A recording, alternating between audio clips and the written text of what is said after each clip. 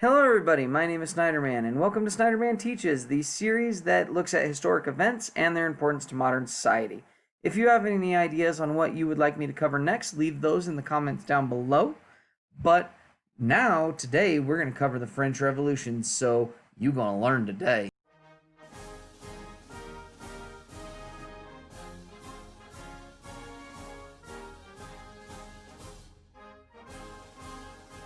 Just like with anything else, before we dig into what it actually is, we need to understand where it comes from. So I'm going to hit you with 4 reasons that the French Revolution actually happened.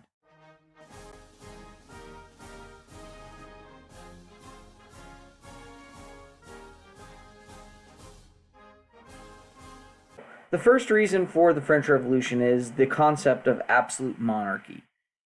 Europe had been full of kings and queens at this point that had total authority over their country and their people.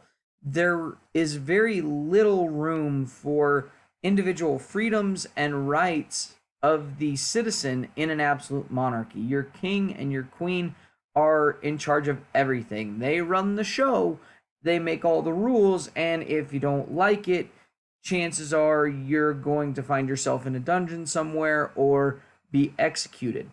The absolute monarchies in France were Louis XVI and his wife Marie Antoinette. A few important things to know about these two is that one, Louis came to the throne very, very young. He was about 19 or 20 at the time. And he really didn't have the appropriate time and training to be king. His father died early, and so Louis steps into his role very unprepared for what he's supposed to do. Marie arrives in France when she's about 17 years old. She's actually from Austria, and this wedding between the two is more of an allegiance union than anything else, and she really has no desire to learn about the culture and the people that she is now going to be queen of. Instead, she's more interested in big fancy dresses, big hairstyles, partying, drinking, gambling. That is where Marie's interests lie. And so you have this kind of almost weak monarchy that is present within France that is going to help set the stage for the French Revolution. The second reason is the social and economic structure within France at that point. France was really divided up into 3 classes or 3 estates. Think of the structure very similar to like the Indian caste system, where you have a very clear top tier of society, and then it just kind of moves on down the pyramid, and when you get to the bottom, life really isn't all that great. France was set up in a much similar fashion, where you had the clergy and the priests that are at the top, and they make about 1% of society. They work very closely with Louis XVI and the monarch, and they don't have to pay any taxes. Okay? They pay no taxes in France at the time of the French Revolution. The second estate is made up of the nobility, so the rich folk, and they make up about 2% of the population, and they also have to pay no tax. Okay? And then you have everybody else. You have the poor and the middle class that make up about 97% of France's population at this point, and they have to pay all the taxes. So when it comes time for Louis to need a little bit of cash money, he's going to be going to the third estate, which that's going to become important later. What's also important to know is there's a class within France, within the middle class, that is known as the bourgeoisie. The bourgeoisie is the educated middle class of France, meaning that they are the ones that are taking advantage of this new invention known as the printing press. The printing press had made books and basically education available for a larger number of people. And so now you have a group of middle class people that are able to read and able to really latch on to our third cause, and that is the ideas of the Enlightenment. Okay, you have philosophers, John Locke, Thomas Hobbes, Voltaire, Montesquieu, Rousseau, all of these individuals that are doing writing about government. They are really, really getting their ideas about how a government should function out there to the public. They're publishing things like, hey, just by being born, you have these natural rights that the government can't take away from you. Hey, a government should be a social contract between the rulers and the ruled. Hey, if a government is being unfair to you, you have the right to kick it out of power. Hey, if you are tired of this absolute monarchy thing, a government should really be divided up into branches and share power among different parts so that one individual or two individuals, if it's a king and queen, don't have the final say in government or the only say in government. And it's these ideas that the people of France are going to start reading, and they're going to be starting to say, wait a minute. If I have these natural rights when I'm born, but then after I'm born, all of a sudden those rights are automatically taken away and given to a king, that's pretty messed up. The people of France start to really question what's going on in their country. And that leads us to the fourth cause. That's actually the American Revolution. Okay? As if we could get away from American history in Snyderman Teaches. The American Revolution helps cause the French Revolution because we in America also grabbed onto these ideas of the Enlightenment, or these ideas of the Enlightenment, and we used them to our benefit. We used them to tell King George of England, hey, we aren't going to be a part of England anymore. You are not giving us a voice. You are not giving us a say in our government. And therefore, we're going to go and become our own thing. And the French people say, what is this? What are these weird farmers in America doing?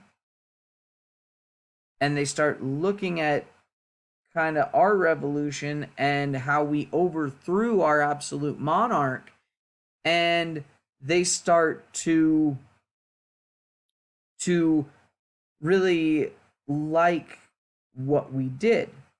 It's also important to note that the French also hated the English, so they helped us beat the British and kind of overthrow our own king, and that actually sends France into more debt. You're welcome, France.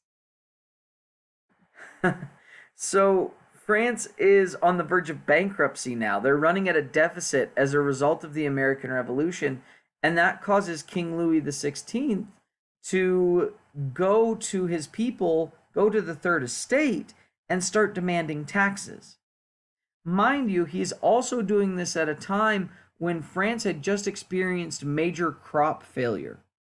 So there's a food shortage, meaning the people of France are starving.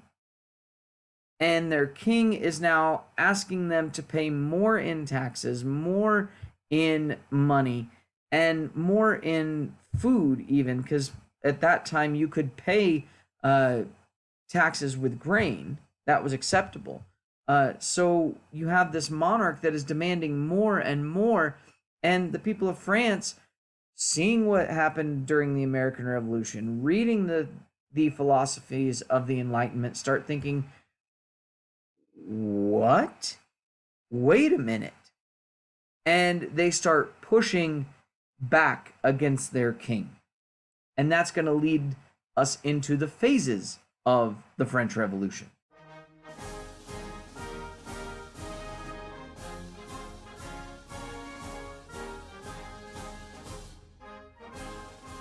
Okay, so the first phase of the revolution is really just the beginning of the revolution itself. In 1789, King Louis, for the first time in 125 years, he calls the Estates General. No monarch in France had done that for 125 years. Okay, and what the Estates General is, it's basically a governing body of France that is made up of representatives from each of the three estates, and they get together when called upon by the king to discuss the issues of the day, to discuss anything that might need to be discussed within France itself.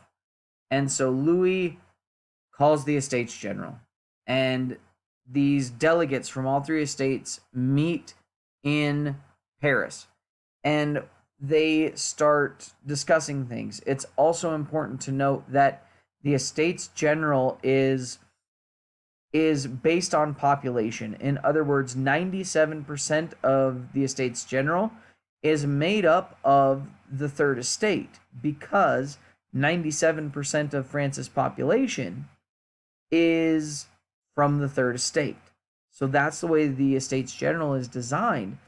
And Louis calls these people and they start discussing things. Well, the problem is, in the rules of the Estates General, it says that each estate only gets one vote. So, in other words, the third estate is always outnumbered by the first and the second estate. Okay? And the third estate says, wait a minute, this is dumb. We aren't going to accomplish anything this way. What we need to do is we need to take a vote by head. In other words, each individual within the Estates General needs to have a vote, needs to be able to vote for themselves. And King Louis says, I'll think about it, but I think we need a break. So the Estates General goes on a little break, and the third estate leaves. When the third estate comes back to the meeting, they find themselves locked out. King Louis has locked the third estate out of the Estates General, and they are pissed. They go and they find another area, an indoor tennis court within Versailles. That's the palace that King Louis lives in, is Versailles.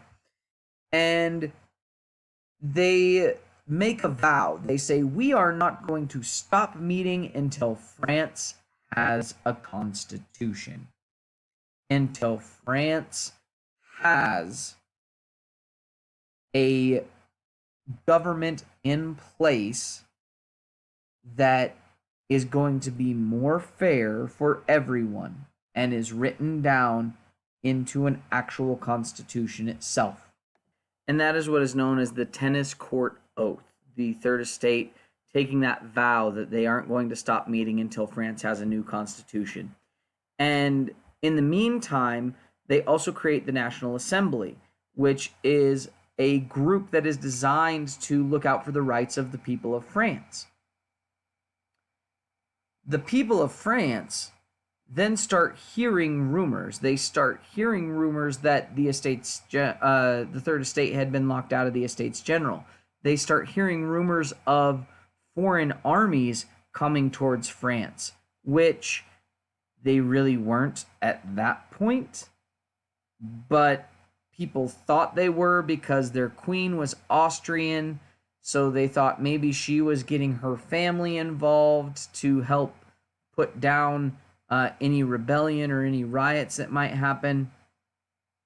And so the people of France start feeling very threatened by that.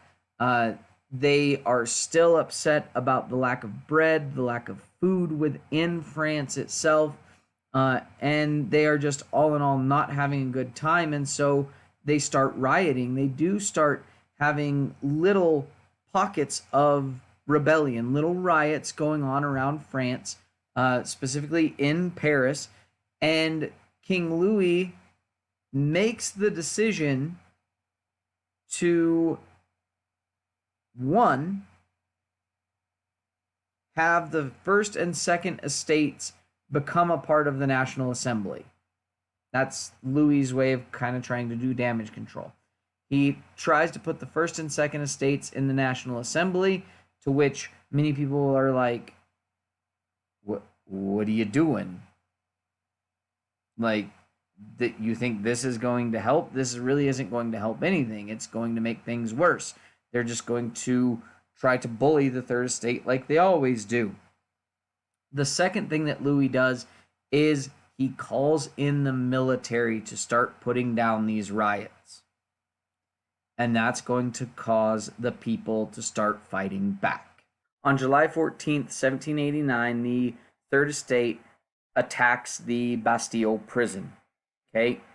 There were only about 7 prisoners in the Bastille at the time, so it wasn't about freeing the prisoners. It was about taking the guns. It was about taking the cannons and everything else within this prison that was the goal of the Third Estate. They were attempting now to fight back against Louis XVI and his absolute monarchical control, and basically telling him, hey, you're gonna knock your stuff off. All right? And it is with the Bastille that we enter the second phase of the revolution. The revolution has begun, and now we enter phase 2. The second phase of the French Revolution is really more of the moderate phase of the revolution. It's the phase where the National Assembly didn't necessarily want to get rid of King Louis. They just wanted a constitution that was going to share power with Louis. They wanted a constitution that was going to give the people more rights, and that's what they came up with. The constitution that they wrote was the Declaration of the Rights of Man. And Louis was kind of forced to give up some of his power that way, and in the Declaration we see the idea of the French people having the natural rights talked about in the Enlightenment. We see all of these freedoms that the French people had been wanting to begin with put into this Constitution. We also see influence from the American Bill of Rights that are put onto the Declaration of Rights of Man. And that really kind of makes other monarchs around Europe nervous, because all of a sudden the people forced their king to give up power. He's really kind of a puppet figure at this point. And you have the King of Austria and the King of Prussia that are going to really be like, yeah, we're not okay with this, so we are going to invade you now so that we can put King Louis back in power. And the National Assembly experiences a time of a little bit of uncertainty, because you have a moderate group that are still like, we're going to be okay, we're going to fight this war, and everything will be fine. Louis can stay alive and all of that. But then you have a more radical group known as the Jacobins that say, no, the only way the revolution can live is if the king is dead. And that's exactly what happens.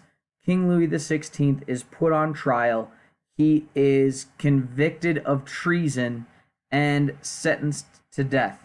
And he is executed via a new execution model known as the guillotine. The guillotine was developed as a more humane way for execution. It doesn't care your social class. It just kills you fairly painlessly, as far as we know.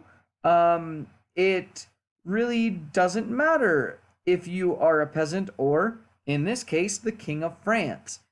It chops your head off anyway. Okay? And you have the execution now of the king, which gets us to phase 3 of the revolution, which is led by a man by the name of Maximilien Robespierre. Robespierre becomes head of the Committee of Public Safety, which really didn't keep anyone safe. He starts hunting down enemies of the revolution, he and his committee, and really no one is safe from Robespierre and his committee. They really just gather up people that they feel are threats to what they are trying to do, and they are executed via guillotine. This is the phase of the revolution that is known as the Reign of Terror. It is the phase of the revolution that really gets kind of sensationalized in history. It's the one you kind of hear most about, because this is where everybody's head is getting cut off, and this is where things get a little bit cray-cray in France. In fact, the number of deaths during the Reign of Terror per day is more than that of the Holocaust in the 1940s. More people during the Reign of Terror per day are dying than died per day in the Holocaust. Okay? And Robespierre also ends up changing the religious structure in France. He abolishes the Catholic Church because, after all, they were part of that nasty First Estate that kept the Third Estate down and kept the bourgeoisie down. So he abolishes the church in France and really creates a new calendar that is less religion-y.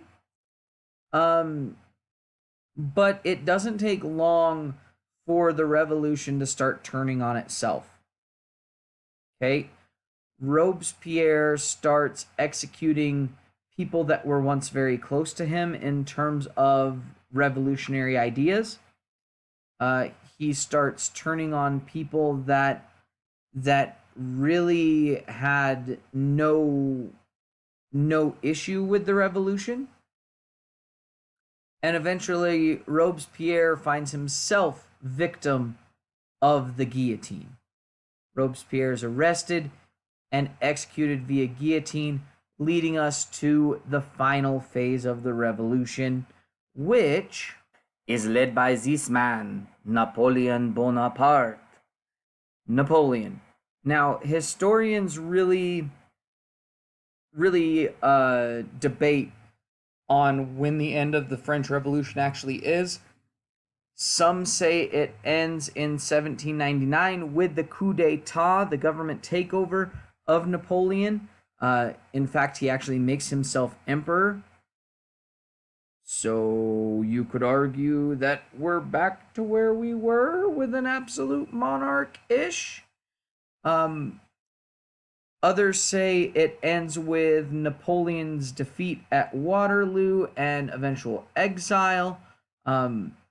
Really, that's up for debate. But phase 4 of the revolution is really Napoleon's reign, which we could really do an entire video on. But in a nutshell, Napoleon is going to basically be kind of returning to the status quo. He's going to repair the relationship with the Catholic Church that was destroyed by the revolutionaries. He's going to open public education up more for the people of France. He's going to do a lot of these good things for the people, but at the same time, he's also going to assume basically absolute power for himself. He's going to lead France into many wars on the European continent. He also had designs to invade North America and invade the United States once he was done with Europe. That was kind of his plan. Turns out he figured out war was expensive, and he sold the Louisiana Territory to Thomas Jefferson. But what is more important is what the revolution as a whole, the French Revolution as a whole, shows us in the greater context of history.